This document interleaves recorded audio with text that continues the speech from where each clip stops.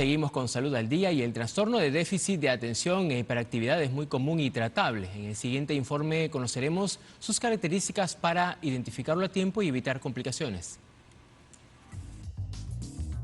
Por lo general se descubre en la infancia y a menudo dura hasta la edad adulta, aunque también puede ser diagnosticado en adolescentes y adultos e implica tener problemas para controlar conductas impulsivas, prestar atención y ser demasiado activo. Los niños con trastorno de déficit de atención e hiperactividad pueden presentar baja autoestima, dificultad para relacionarse o menor rendimiento escolar. Por ello es importante un diagnóstico temprano que involucre especialistas en el campo médico y psicológico. Algunas señales de alerta son la inquietud, no poder quedarse sentado, correr o trepar sin medir el peligro, interrumpir frecuentemente las conversaciones de otro, dificultad para escuchar, así como la falta de atención en los detalles, errores en las tareas por descuido y desprolijidad. Pero también puede manifestarse con hiperconcentración, sumergirse por completo en una tarea que puede resultar en descuidar otras responsabilidades.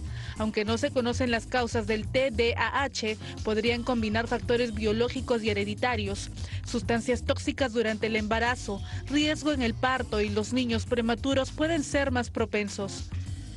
Aunque no tiene cura, existen diferentes maneras de tratar este trastorno, combinando medicación, psicoterapia y logopedia, cuando también existen trastornos del habla o la escritura.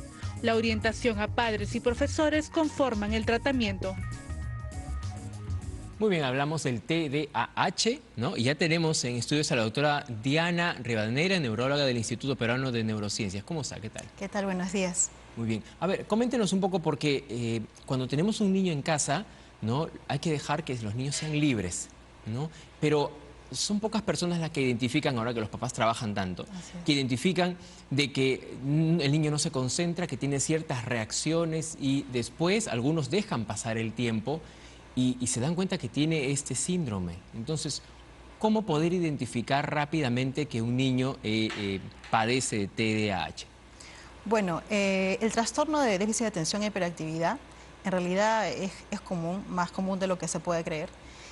A veces la primera alerta no la dan los padres o la familia porque lo pueden clasificar como es su manera de ser o es su comportamiento habitual. Suele ser la primera persona que lo nota la profesora, la tutora, quienes son los que pasan de repente más tiempo cercano a ellos y les llama la atención pues ese comportamiento inquieto, ¿no? Que no puede estar sentado, que no presta atención, que siempre pide permiso para ir a los servicios higiénicos, que se para, que también molesta a los otros compañeros, ¿no? Entonces, esos son los primeros signos que nota el profesor o la profesora y se los comunica a los padres, ¿no? Claro, porque lo primero es que el padre que está tan ocupado llega a la casa solamente para descansar y ver tareas y ve que el niño es muy hiperactivo, entonces incluso a veces pues le llama la atención, lo reprende delante de los hermanos y no se da cuenta que tiene este trastorno. Así es, porque en la casa lo pueden catalogar como es que él es muy inquieto, ¿no? O de repente, pues como no ha estado todo el día conmigo, pues quiere tener toda la energía conmigo y jugar, ¿no? Pero en realidad no se percatan que hay más allá de un comportamiento inquieto o una hiperactividad, ¿no? Claro. De la población total de niños y niñas, porque hay una diferencia marcada entre niños y niñas, ¿cuántos son los niños o los menores en el Perú de que tienen este síndrome? Se maneja la misma proporción que a nivel general, a nivel mundial, es entre 5 al 7% de diagnosticados actualmente con niños con TDAH. Claro, pero hay más niños que niñas, ¿cómo es? Hay una proporción de que por cada 3 niños diagnosticados hay una niña diagnosticada. Sin embargo, eso es bien debatible porque no, de repente, ¿no? Probablemente otras literaturas dicen que la proporción podría tratarse de la misma, igual 1:1. Pero lo que pasa es que las niñas a veces no son tan diagnosticadas como en los casos de los varones, porque hay algunas diferencias. Claro, a eso me refiero, porque hay marcadas diferencias entre los niños y las niñas. Por ejemplo, si el niño se distrae de una forma y la niña lo hace completamente distinto. Así es. Por ejemplo, los niños, ¿no? De manera general, porque en sí cada niño es muy distinto de por sí con TDAH, ¿no? Sí. Pero si hablamos en términos generales, diríamos que los varones, los niños, el TDAH predomina más su aspecto impulsivo, hiperactivo. En la niña predomina más su déficit de atención. También tiene un componente hiperactivo, pero lo que llamamos en la niña podríamos catalogar como una hiperactividad in situ. Las niñas pueden estar inquietas o hiperactivas en su propia carpeta. No son como los niños de que van, se paran o van a los servicios. No, probablemente la niña con TDAH muestra su hiperactividad botando las cosas, jugando con su cabello, con el lapicero, ¿no? O es un pensamiento más soñador, está imaginando. Eso es un poco la diferencia, ¿no? De manera general. También, bueno, el déficit de atención en los varones suele ser no tan predominante como en las mujeres. Y bueno, esa es la diferencia de manera general. Pero como le repito, no es que sea una regla, ¿no? Claro. Es lo frecuente. Claro, esa impulsividad es que los motiva a que la niña, por ejemplo, esté tranquila, pero que el niño vaya y que vaya y quizá haga travesuras, o es que se vaya por ahí caminando. Inquieta a otros niños, sale del salón, incluso interrumpe a la profesora. Entonces, por eso es que los niños son más diagnosticados, porque son ese niño el que va a llamar la atención del profesor. Sí. De repente la niña en su sitio, que sí puede estar inquieta y puede estar mostrando signos de hiperactividad, no es tan evidente, sí, ¿no? Ajá. Sobre el rendimiento académico, los dos, en el caso de niños y niñas, decaen, o sea, se distraen, ¿no? y no toman atención, y después vemos al final de la semana o por ejemplo, vemos la llamada de atención del tutor o simplemente las notas al final del bimestre y dicen, ¿qué pasó? Así es. El déficit de atención va a estar presente, sea niño o niña, y esto se va a demostrar en las notas, porque van a tener dificultad para aprender, tanto varones como mujeres. Pero para concentrarse. Sí, al concentrarse, y si no se concentra no puede memorizar y pues no puede rendir bien en el colegio. Pero sí es más predominante en las mujercitas, claro, pero sí hay en ambos, ¿no? Definitivamente. No tiene que ver con el coeficiente intelectual. Claro. El trastorno no es, eso es independiente. O sea, pueden ellos, por ejemplo, leer, estudiar, pero en el momento del examen se distraen. Claro, tanto como en el momento del examen como para prepararse, porque una persona o un niño o niña con TDAH no puede fijar mucho su atención mantenida en algo, ¿no? Entonces el estudiar se le dificulta, ¿no? Por eso es que también hay terapias dirigidas a esto, ¿no? Claro. ¿Qué actividades pueden aminorar este síndrome en los niños? Por ejemplo, trabajar o jugar con ludo, ¿no? Por ejemplo, puede ser con algunos juegos recreativos. Ok, en los niños con TDAH, bueno, se recomienda en sí juegos, tanto como de mesa, porque como tienen, por más de que se hable de un déficit de atención, también pueden tener un hiperenfoque. Se enfocan bien en algo a veces, ¿no? Y cuando se enfocan mucho en algo, distraen lo demás. Ese es un poco el problema, que no pueden manejar eso. Pero de mesa, como por ejemplo dominó. Sí, en realidad, como comentaba, su coeficiente, sus otras destrezas pueden mejorar, o sea, independientemente del TDAH, que es el déficit de atención. Entonces, aprovecharlo y que pueda manejar también el control con otras actividades, no solamente los juegos de mesa, ¿no? Sino también actividades físicas, deportivas, porque eso también lo enseña a que tenga disciplina, a que tenga control de sus emociones y de sus impulsos. Sí. Entonces, el arte también, por ejemplo, ¿no? Lo ayuda mucho también a desfogar esa energía que pueden tener, porque es como un motorcito que no se detiene.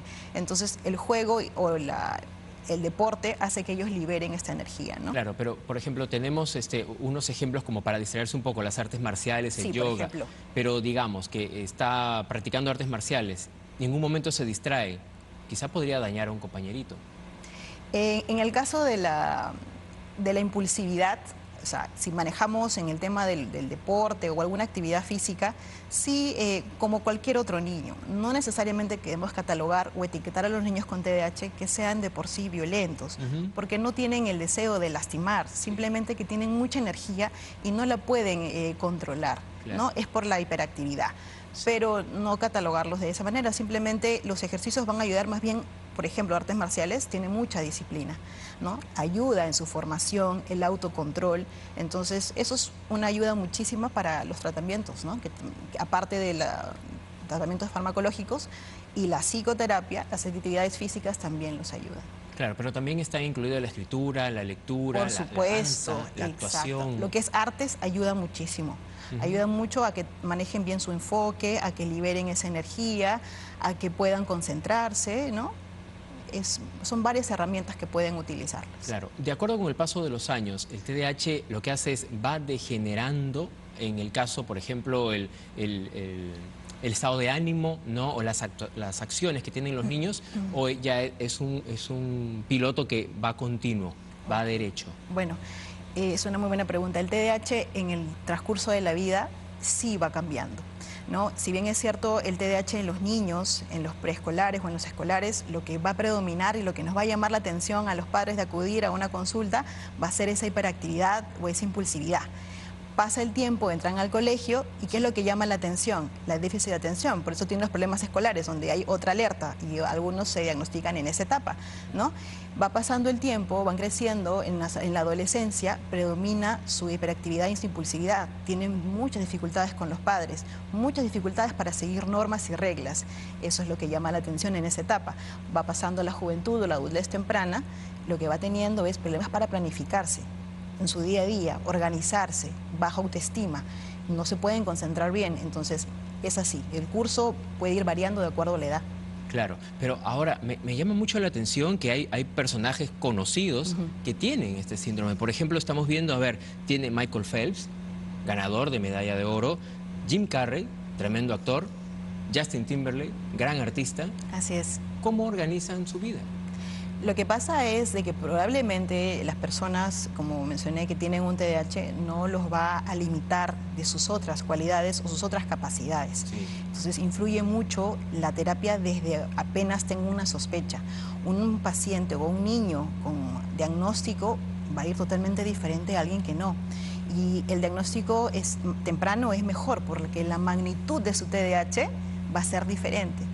El control va a ser mucho mejor. Probablemente ellos han manejado mucho el tema del autocontrol, que es el gran problema en los adultos y jóvenes con TDAH. Han desarrollado sus otras capacidades, porque como bien mencionas, son personas muy exitosas. Entonces eso no lo va a hacer que catalogar como una persona que va al fracaso, para nada, no tiene nada que ver. El TDAH, si bien es cierto, es un trastorno que no tiene cura, nunca va a desaparecer, pero podemos cambiar mucho el curso y la magnitud. Entonces esto no los ha limitado en ellos, han podido manejar, hay diferentes formas, hay terapias cognitivo-conductuales, también hay apoyo psicológico y probablemente no solo a ellos, sino a la familia y al entorno. Y conocerse uno mismo también ayuda mucho, cómo es uno, sus características propias para poder tener un autocontrol y mejorar, ¿no? Claro. Ahora que hablamos de adultos, por ejemplo, en el caso de los niños, porque posiblemente los adultos lleven una terapia y lleven medicina por muchos años, pero en el caso de los niños, ¿cómo se les medica? A los niños. Sí. Ya, los niños, bueno, la medicación farmacológica, hablando directamente, menos de los 6 años no es lo recomendable. La medicación que existe actualmente sobre todo trabaja en el déficit de atención y es un cambio altamente notorio el uso, es muy seguro, en realidad es confiable, ¿no? Y mejoran en su aprendizaje, en desarrollarse a nivel escolar, profesional, y esto puede ser medicado en niño, en adolescente o incluso en adulto, y se nota una diferencia. Y bueno, esto es aparte del apoyo y la terapia psicológica, ¿no? Claro, es decir, durante toda la vida hay que medicarse. En algunos casos, en realidad como cada persona es variable, en algunos ya han adoptado medidas de estudio que han podido manejarlos con el tiempo y la medicina no ha sido necesaria por mucho tiempo. ¿De estudio o de autocontrol? Ambas, la terapia va dirigida a la conducta y a la cognición, medidas de aprendizaje, ¿no? Entonces, si el autocontrol se ha podido manejar, podemos evitar o no utilizar la medicina, ¿no? Es de acuerdo a cada uno. Tengo una última pregunta cortita nada más. ¿Si es común o es extraño que se dé el caso de TDAH en niños con autismo? Ya, el TDAH en la mayoría de casos, cerca del 80-90%, viene con algo más.